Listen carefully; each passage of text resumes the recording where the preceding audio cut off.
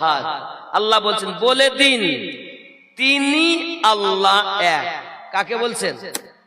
নবীকে। তিনি আল্লাহ, তিনি কে? আল্লাহ। বলছেন যিনি, তিনি কে? নবী।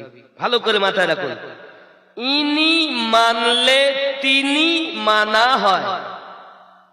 খেয়াল করবেন, আবার ভালো করে বলছি, আকীদার কথা। বলছেন নবী, ইনি,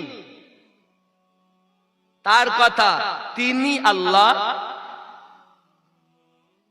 এনার কথায় যারা ওই আল্লাহকে মেনেছে তারা হলো সঠিক। জোরে বলুন।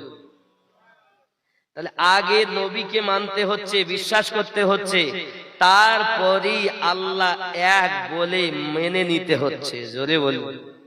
আর নবীকে যদি আপনি না মানতে পারেন, ইনি না মানলে তিনি পাওয়া যাবে,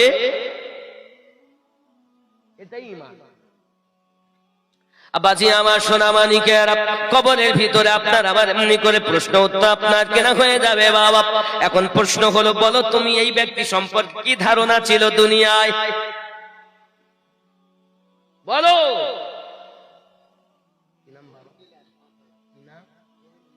আব্দুর রহিম ডিলিয়ার সাহেব, তিনি নগদে ৫,০০০ টাকা আপনি দিলেন। ও, উনি দিলেন ৫০০। যিনি এনেছেন বহন করে এই টাকা, উনি দিয়েছেন ৫০০, দিয়ে ৫,৫০০ করেছেন। খুশি না বেজার? নারী তাকবীর।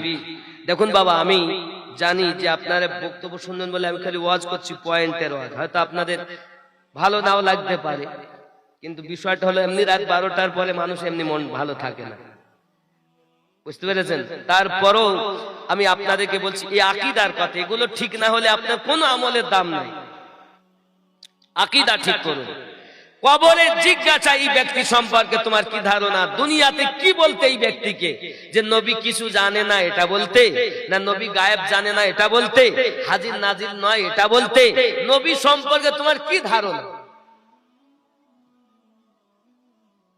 কথা বুঝেছেন? কি ছিল তোমার ধারণা?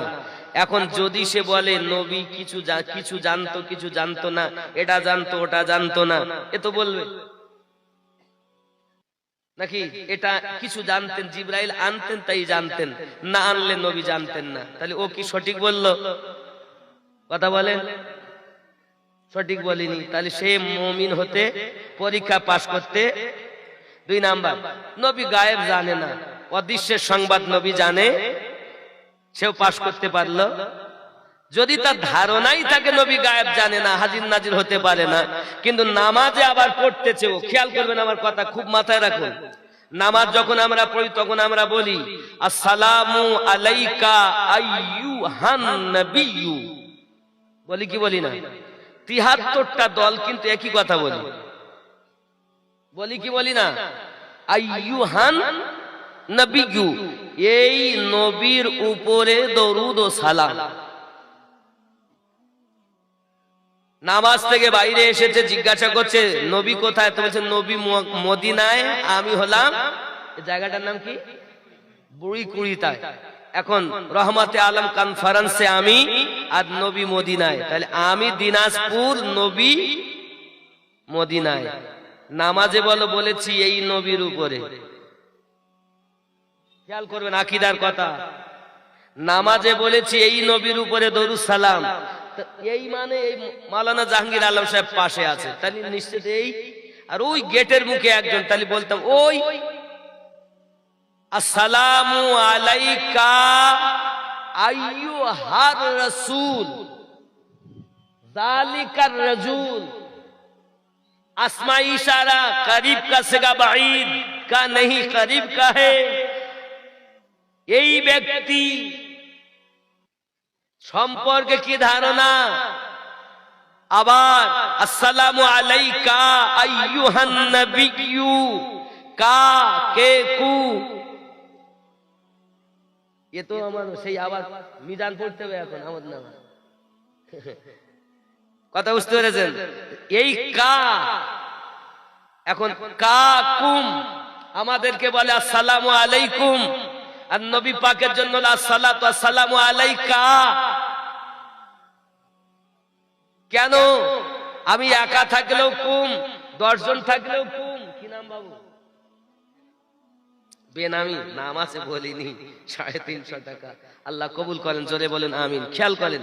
আচ্ছা আপনারা বলুন, একটা মানুষকে সালাম দেন তো আপনারা আসসালামু আলাইকুম বলেন তো? 100 মানুষও থাকলেও, 1 লক্ষ মানুষ থাকলেও আমি এসে কি বলেছিলাম? আসসালামু আলাইকুম বলেছিলাম তো, নাকি বলেন? বলেছিলাম তো। কেন?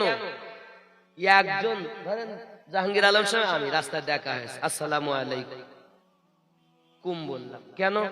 উনি একা, তো বহু বচন কেন ব্যবহার করলাম? 1-এর অধিক, 2-এর অধিক, 1-এর অধিক শব্দ কুম।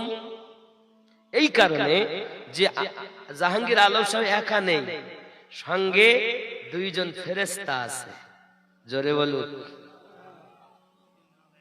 এই জন্য আলাই কুম বহু বচন।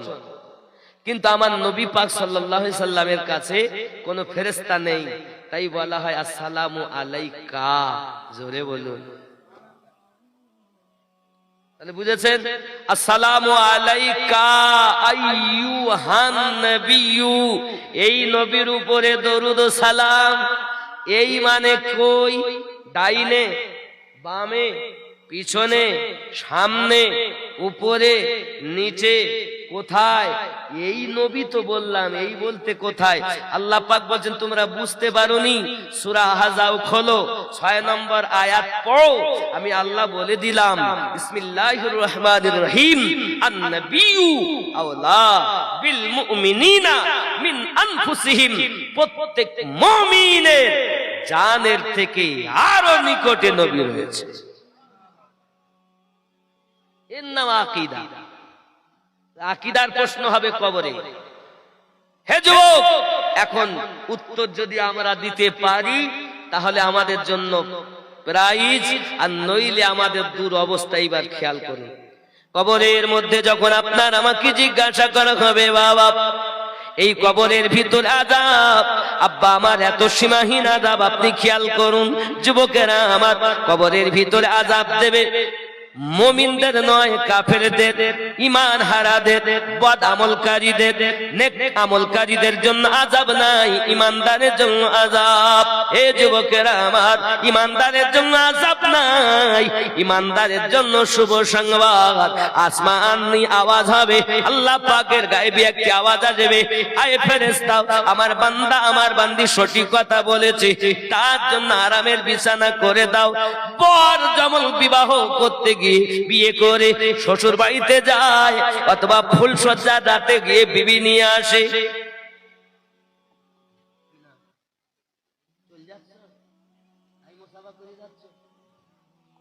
আব্বা আমার 500 টাকা বেনামি, 500 টাকা আল্লাহ কবুল করেন। একটু কাছে আসুন, আরো কিছুক্ষণ বক্তব্য দেবো, কিন্তু সালাতে সালামের পর এই ফাঁকা মাঠে ভালো লাগতেছে। গুছিয়ে বসেন, যত সময় দিব গুছিয়ে